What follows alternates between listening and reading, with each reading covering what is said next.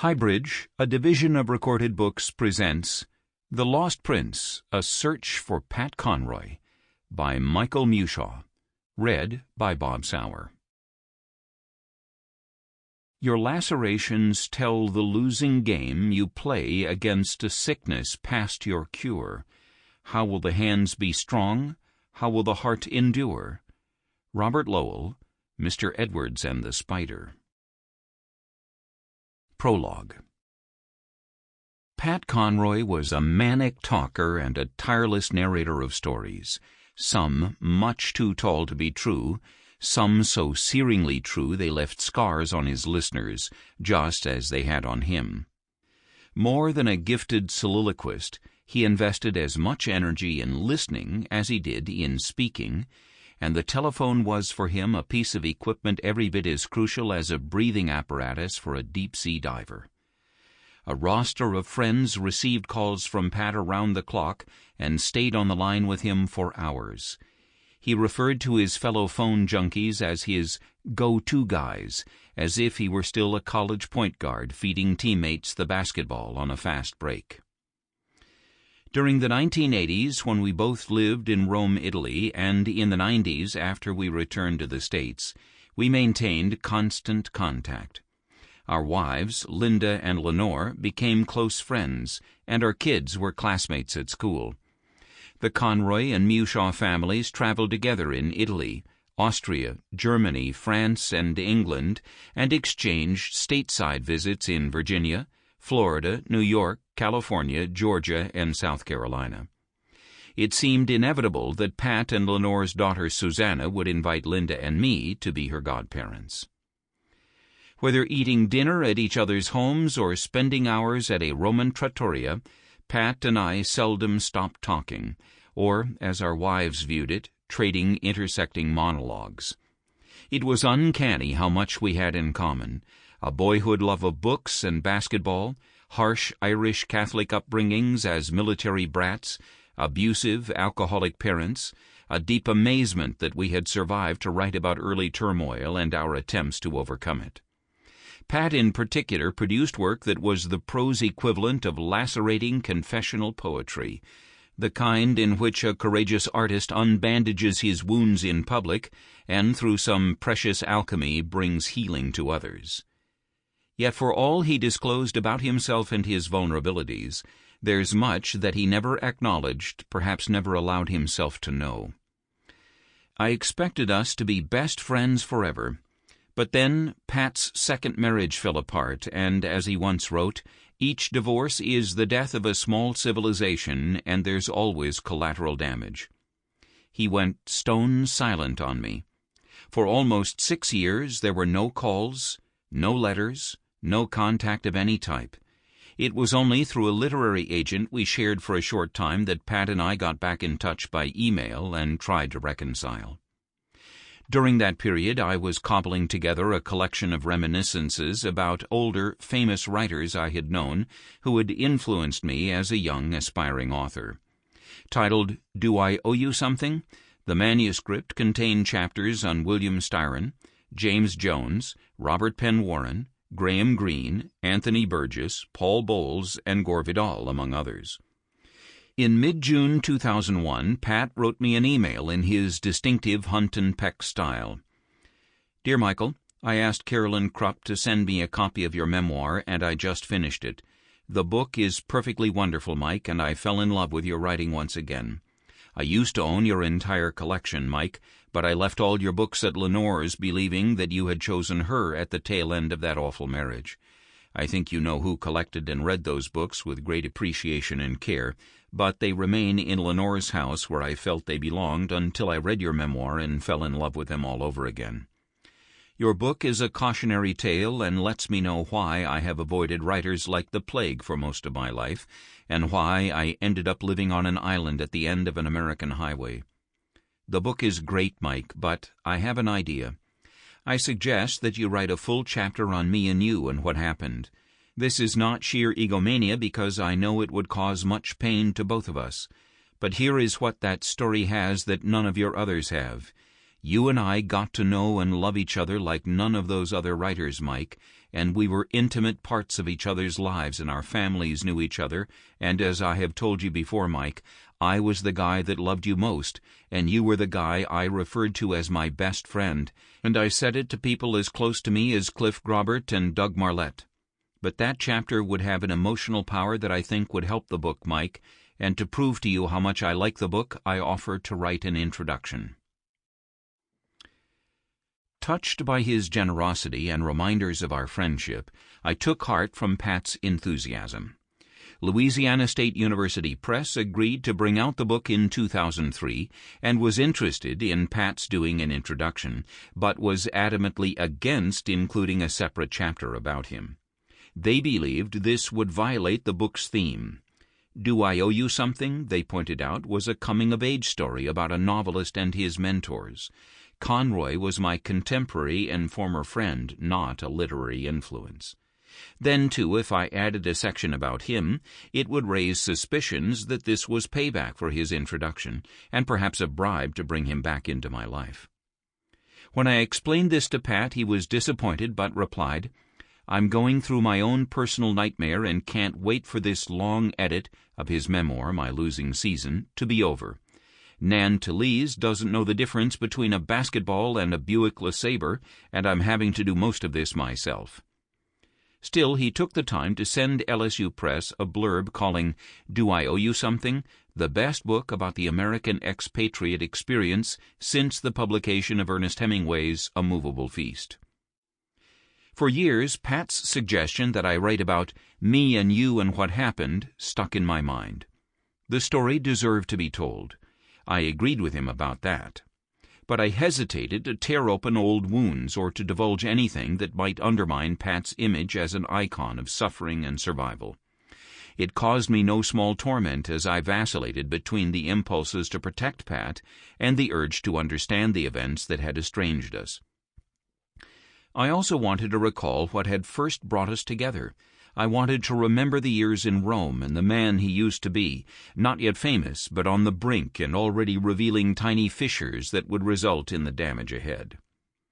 Once, at an American Booksellers Association convention, Pat described his mother on her deathbed, whittled down to a skeletal 80 pounds. He promised that after she died he would write about her, and because you taught me how to be a writer, I can lift you off that bed, and I can set you singing, I can set you dancing, and I can make you beautiful again for the entire world. In the same spirit, now that Pat's dead, I have decided to do as he urged and write about us as honestly as I can. I can't promise that what I write will make everything Pat said and did appear to be beautiful, or that I can raise him from the dead and set him singing and dancing and talking again. But I can fulfill one of the few favors he ever asked of me and tell the story he wanted told. Whatever else it shows, I mean it to declare, as I never did when he was alive, that I loved Pat every bit as much as he loved me. 1. No Italian ever asked why I uprooted my family, a wife and 2 sons, one 5 years old, the other an infant, and relocated to Rome. As locals viewed it, the city lacked nothing that made for a sweet life. The skyline hadn't changed in centuries, and viewed from a rooftop terrace, the landscape resembled a vast lesson from an architectural textbook, every dome, campanile, and famous ruin a monument to long history and deep culture. Moreover, Italy was cheap in those days, the food first class, the wine a revelation compared to the gallons of Gallo-Hearty Burgundy I had chugged at faculty parties. For a novelist who aspired to support himself with his writing, Rome in the early 80s was a perfect berth. Americans, however, did question why we chose to live in Italy. A whiff of suspicion attached itself to anybody who turned his back on the land of the free and home of the brave.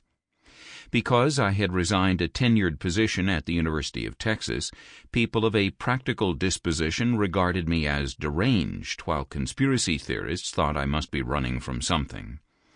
Those were Italy's years of lead, an era of urban terrorism when the Red Brigades were rampant. That was part of my reason for settling in Rome, to write a novel about the kidnapping and assassination of the Italian premier Aldo Moro. Through the American Academy, I rented a humid, pumpkin-colored cottage that bore an ominous skull and crossbones on the facade, and a sign that said "Pericolo di morte," danger of death. Constructed atop an electrical transformer, the place was as cramped as a ship's cabin, and Linda and I slept in shifts like sailors on duty for 4 hours, then flaking out for 4. In the morning, after my son Sean caught the bus to kindergarten, I strapped his brother Marco into a backpack and hiked around the Doria Pamphili Park in the batik-patterned shade of umbrella pines. Later, I tottered back to Pericolo di Morte, woke Linda, transferred Marco to her, and tumbled into bed myself. Progress on the novel was delayed not just by parenting, but by a calvary of colds, flus, and viruses that Sean carried home from school and passed on to his brother. A perfect little incubator of diseases, Marco spread them on to Linda and she to me. For a time it appeared we might have to medevac to the States, but then a grant from the Guggenheim Foundation allowed us to upgrade our accommodations and hire better doctors. We moved outside the Aurelian Wall to a 3-bedroom apartment, furnished with plush purple couches that looked as if they had been salvaged from an antique railroad car. It cost $140 a month, minimal rent for a minimalist residence that appealed to our conviction that we had pared our lives down to the essentials. Free of distractions, with a family and restored health and our finances solvent, I looked forward to a long stretch of calm and quiet, little knowing that a cyclone was about to sweep through our lives.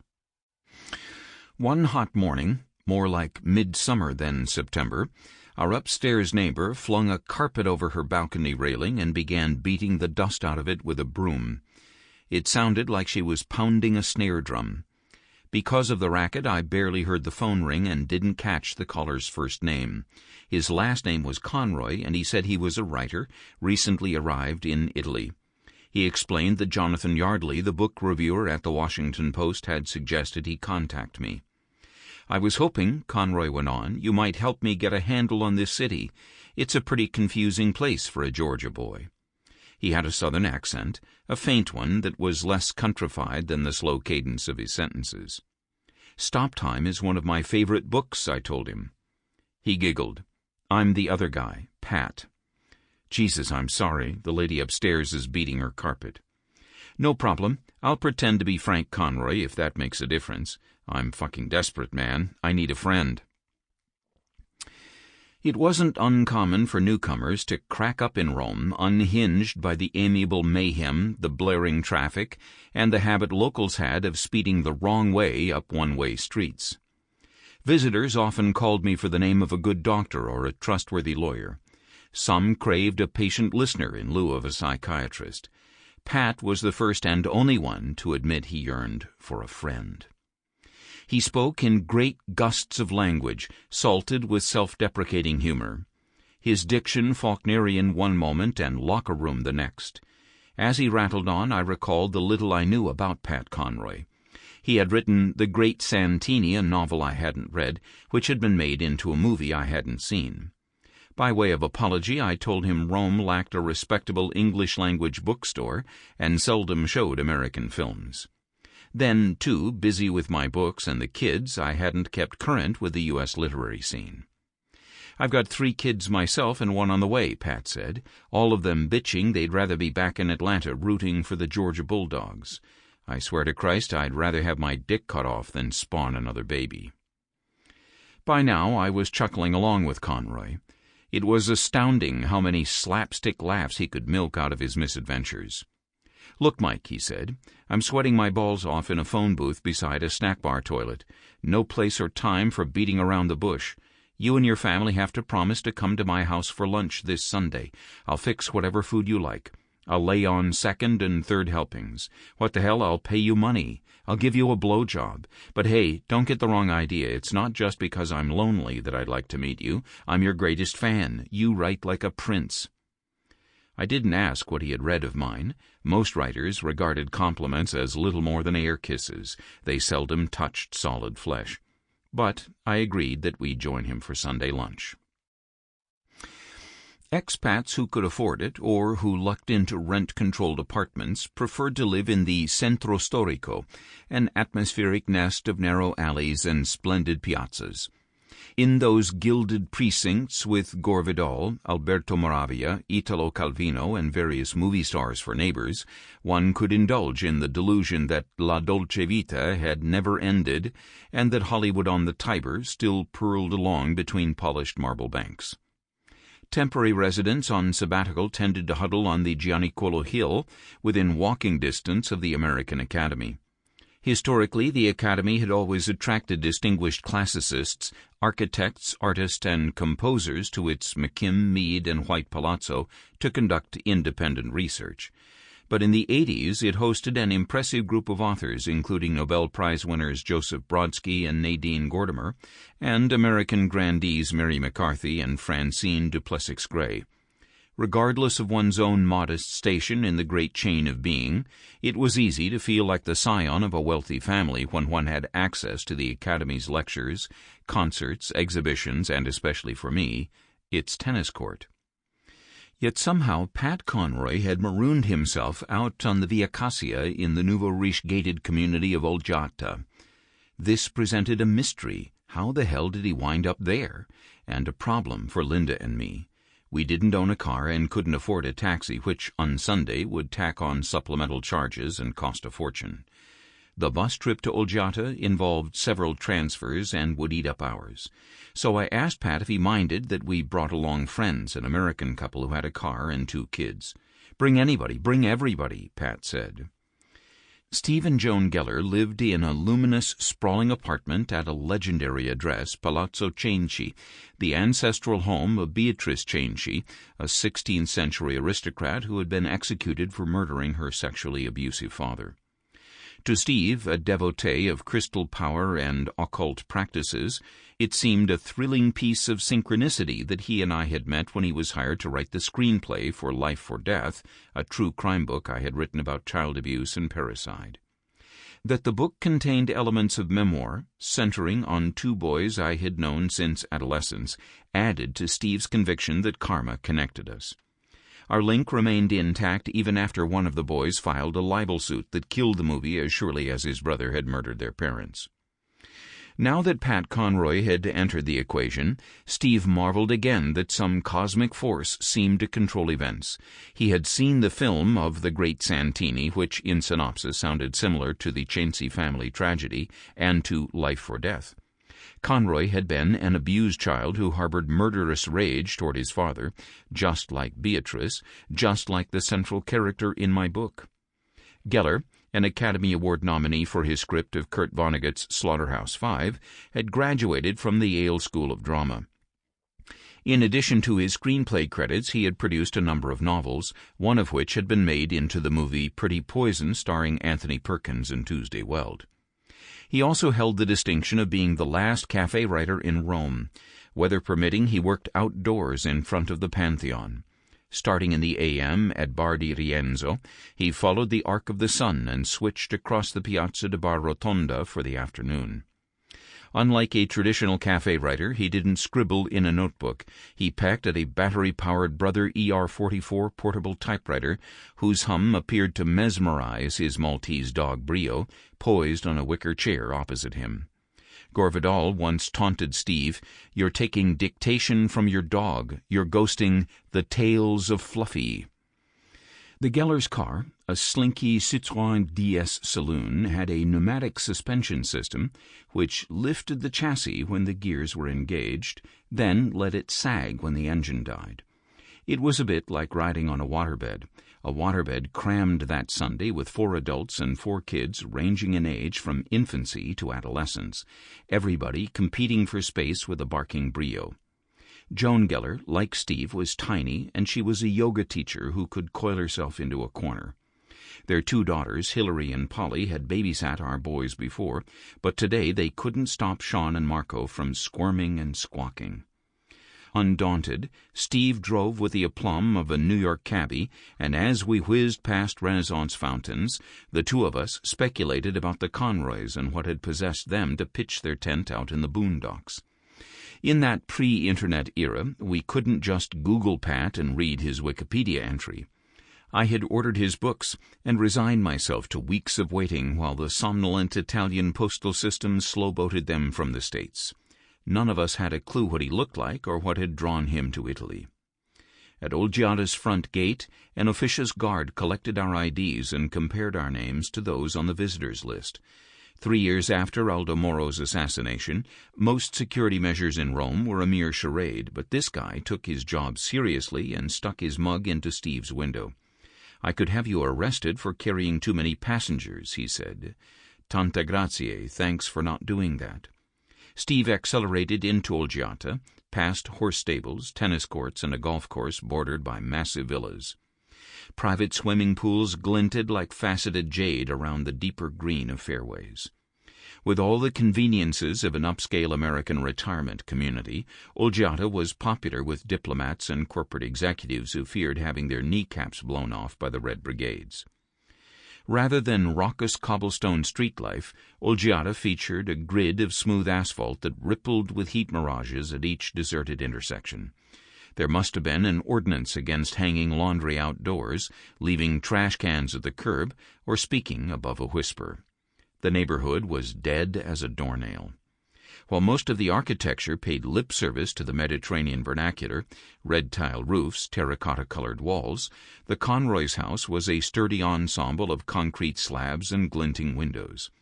At this time of year I guessed it was hot as a sweat lodge. In winter it would be cold as an alpine ice cave. "Jesus, what were they smoking when they rented this place?" Steve asked. Pat Conroy advanced on us with a rolling, pigeon-toed gait and the meaty girth of an ex-football player, a linebacker for 10 years and 30 pounds past his prime. An inch shy of 6 feet tall, he wore a white polo shirt, rumpled khakis, and thick-soled jogging shoes. Everything about him, his shoulders, his head, his belly, his personality, was outsized.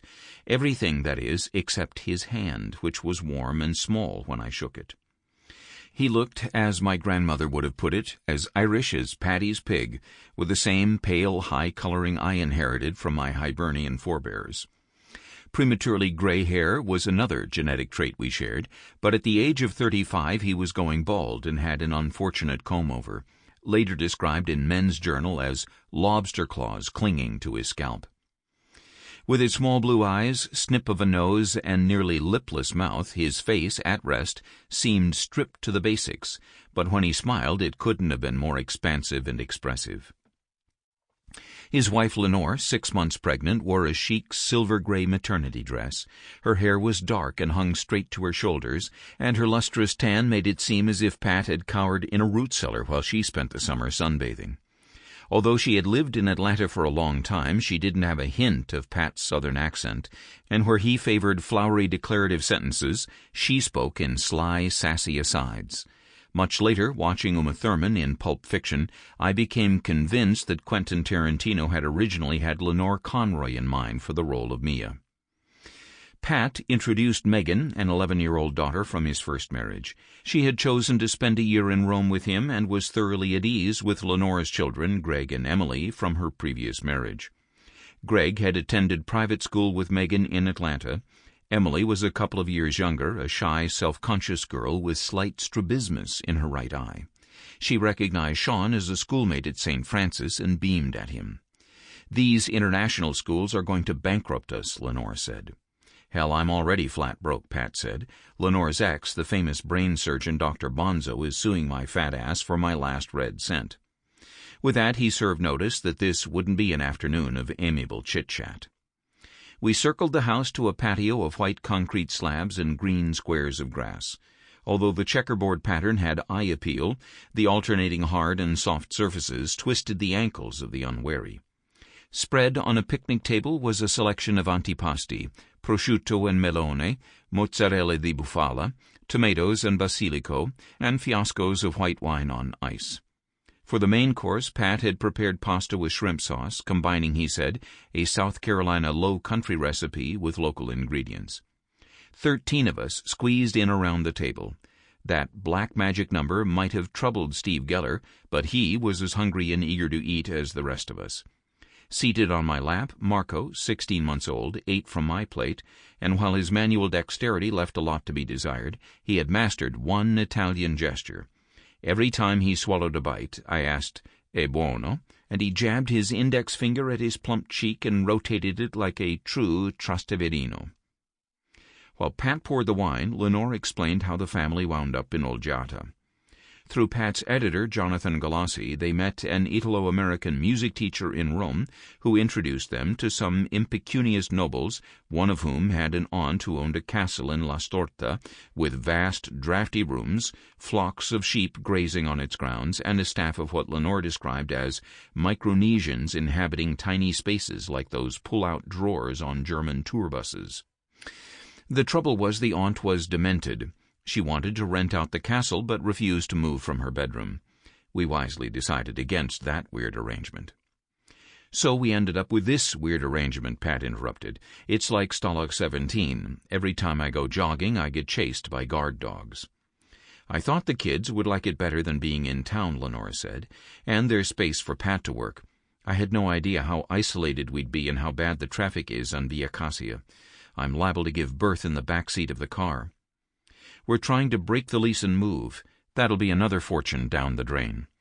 Pat mentioned their monthly rent, a flabbergasting figure, more than Gore Vidal paid for his penthouse on Largo Argentina. Yet for all their complaints, the Conroys didn't really sound perturbed. Pat, in particular, delivered every lament as an elaborate joke, with him as the bumbling straight man. "There's one iron law here," he said. "Nothing works quite as it should. Nothing is quite as it appears to be. Nothing is easy when with just a bit of effort it could be rendered impossible. Italians accept this. I can't." Memory tends to turn the past sepia-toned. When I glance at photographs of that day, we all appear so young and happy, 30-somethings surrounded by beautiful children on a warm autumn day in Italy, enjoying an alfresco lunch.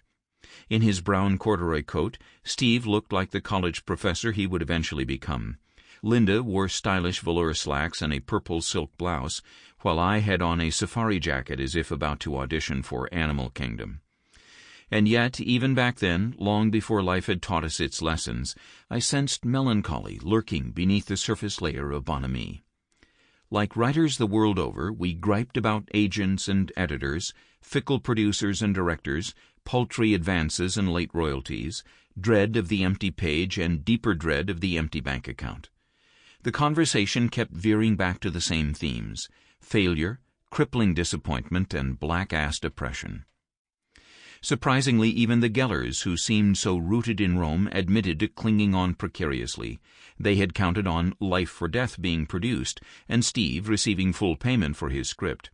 Now that the project was in turnaround, he had to fly to L.A. and hustle for work. Pat heard out the details of the libel suit against me. After commiserating, he described how Lenore's ex-husband was dragging him through court. "I don't have the dough to compete with a wealthy brain surgeon," Pat said. "Not with my book sales. I've been luckier with movie and paperback deals." Although Pat didn't mention it, the paperback rights to his most recent novel had sold for $695,000, a stupefying figure in those days. But he maintained, "I'm up to my ass in debt. I'm not just paying support for Megan, but for 2 other daughters my first wife has from a previous marriage. In December, after the new baby's born, I'll have more mouths to feed than a mama robin. And now Alan fucking Fleischer's bleeding me white." I glanced at Alan fucking Fleischer's kids, Greg and Emily. They appeared to regard Pat's excoriation of their father as no more than a Punch and Judy show, mean but funny. Conroy laughed, and they followed his lead. We all did. "Dr. Bonzo is hell-bent on punishing us," Pat said. "He started harassing Lenore for custody of the kids. One day he went too far and got up in my grill. I pushed him off Lenore's front porch, and he landed in some shrubs. He wasn't really hurt, but he had me arrested for assault and battery. Rather than stay for round 2, we decided to light out for the territories." "So you're on the lam from the law?" Steve said. "More or less," Pat brightly agreed. We considered Paris, Lenora put in, but we don't speak French. Do you speak Italian? Linda asked. No, but we're learning. Good. Italians are more forgiving than the French. The question is whether we can forgive the Italians, Pat said. The other day I caught the mailman picking mushrooms in our backyard. And you wonder why it takes a month to get a letter from the States, Steve joined in. We've also had this ongoing argument with the landlady, Lenore said. The lawn furniture and TV were locked in a storage room, and we asked over and... Sample complete. Ready to continue?